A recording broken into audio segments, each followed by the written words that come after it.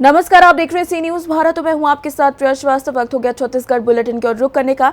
इस बुलेटिन में बात होगी छत्तीसगढ़ के बीजापुर की, जो वन विभाग की सुरक्षा के लिए बनी वनोपज जांच नाका टूटने का मामला सामने आया है, जिसे वन विभाग की लापरवाही का नतीजा माना जा रहा है। मामला क्या है, देखिए इस रिपोर्ट में। बीजापुर में छत्तीसगढ़ के बीजापुर वन विभाग की सुरक्षा के लिए बनी वन नाके का अस्तित्व खतरे में है। वन विभाग ने चौकियों को बना तो दिया है, लेकिन देखरेख नहीं होने से नाके टूटे हैं। ताज़ा मामला वनोपज जांच नाका जिला बीजापुर का है, जहां हाल ये है कि वन और वन्य जीवों की रक्षा के लिए प्रादेशिक वन मंडल और वन्य जीव मंडलों के अधीन बनी चौकियों में टूटे नाके की पिछले 2 साल से विभाग ने सुध तक नहीं ली है।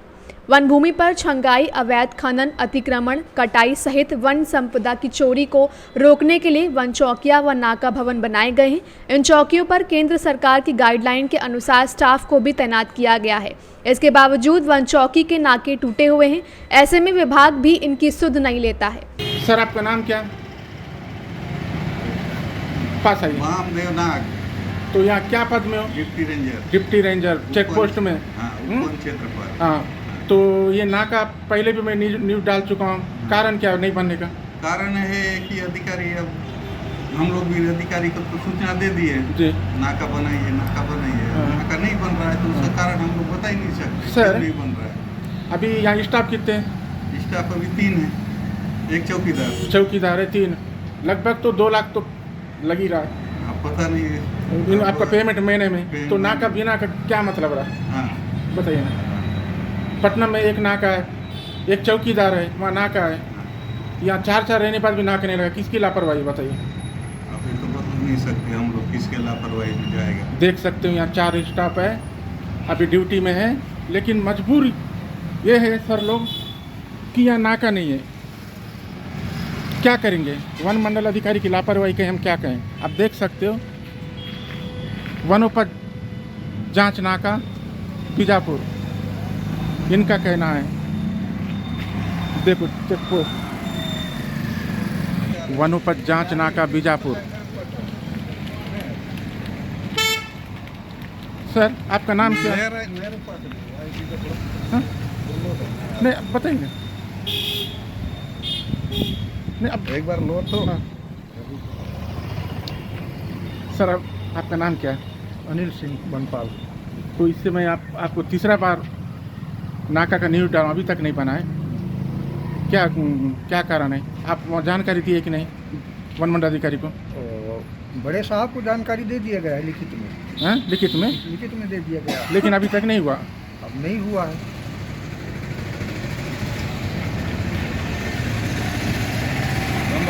नहीं, ना। सर, आपका नाम क्या है? उठिए ना, तो उठिए। हाँ? नाम क्या? सावधान गौतम। गौतम। यहाँ स्टाफ कितने हैं? 4 है। हाँ?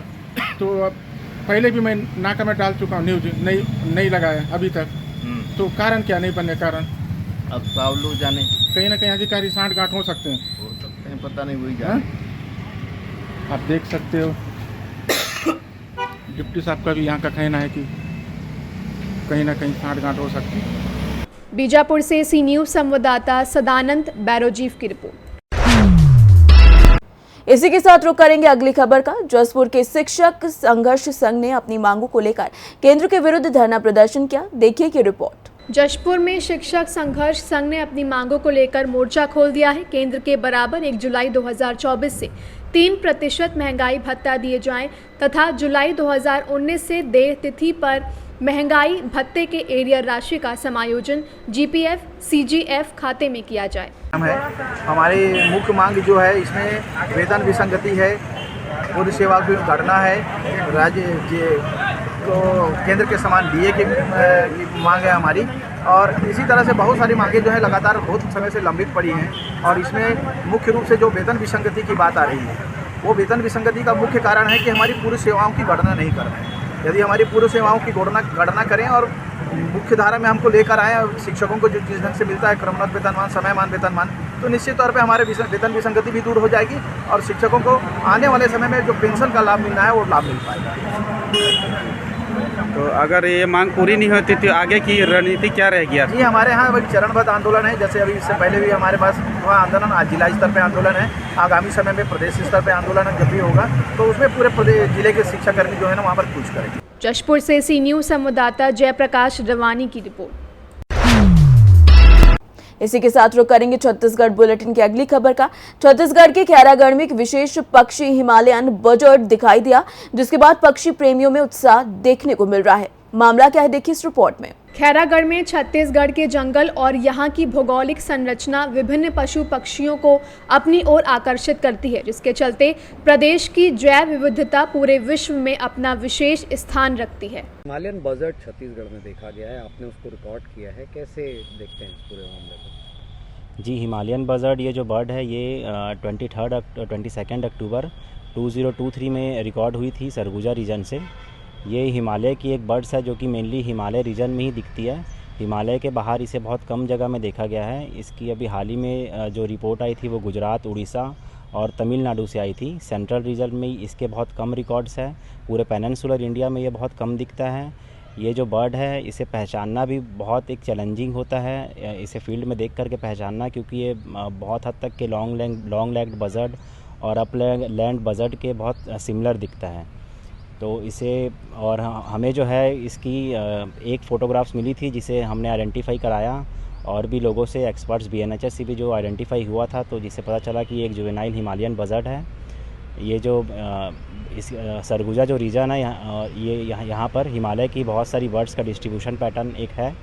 इसके पहले भी यहाँ पर 12 स्पीशीज़ जो है वो इसको हिमालयन बजर्ड को मिला करके टोटल देखी जा चुकी है, जो कि ये बताता है कि हिमालय की जो माइग्रेशन जो एक रूट है जिसे बर्ड्स फॉलो कर रही है, और बर्ड्स यहाँ तक के सरगुजा छत्तीसगढ़ के नॉर्थ छत्तीसगढ़ के सरगुजा रीजन तक के बर्ड्स जहाँ पर आ रही है।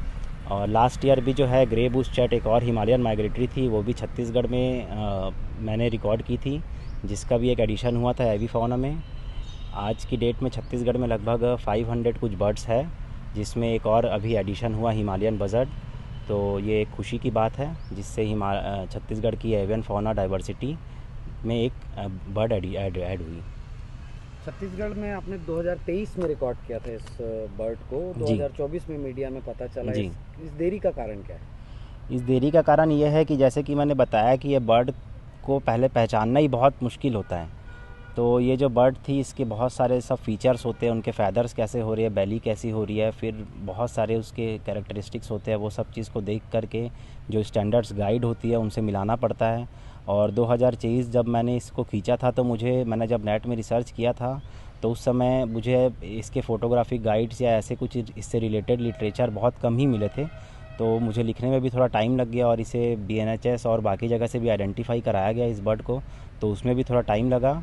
और पेपर जब आप ऐसे रिसर्च पेपर लिख के किसी जर्नल में सबमिट करते हैं तो उसमें भी काफ़ी टाइम लग जाता है, 6-7 महीने, कहीं 1 साल भी लग जाते हैं। हमारे और भी कुछ रेंज एक्सटेंशंस है और भी कुछ रिकॉर्ड्स है सरगुजा से जो कि पब्लिश अभी होने वाले हैं, तो उसे हम रिवील नहीं कर सकते। देखिए, हिमालयन बजर्ड जनरली क्या रहता है, जहाँ पर क्लिफ ज़्यादा पाए जाते हैं। क्लिफ का मतलब है जैसे वर्टिकल रॉक्स, जहाँ पर उनके क्रेवाइसेस में वो अपना नेस्टिंग करते हैं, और उन जगहों पे चूँकि ये बड़े साइज़ के बर्ड हैं, इनको फ़्लाइट लेने के लिए थोड़ा सा ऊंचाई चाहिए होता है, तो ऐसे जगहों पे पाए जाने वाला बर्ड है। और इसीलिए हिमालयन रेंज में या उन जगहों पे जहाँ पर इस तरह के क्लिफ ज़्यादा पाए जाते हैं वहाँ मिलेगा आपको। लेकिन हमारे यहाँ मिलना एक सुखद संयोग है, और चूँकि ये हमारे यहाँ पाया गया है तो इसका हम लोग और तहकीकात करेंगे।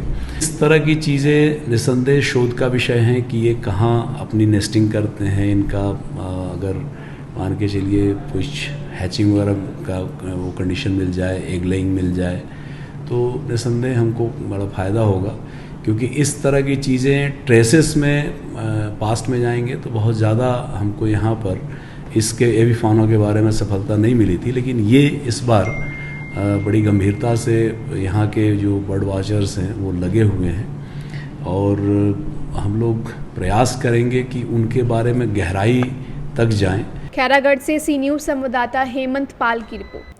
फिलहाल इस बुलेटिन में इतना ही। देश दुनिया की बाकी और खबरों के साथ जुड़े रहने के लिए आप देखते रहिए सी न्यूज़ भारत।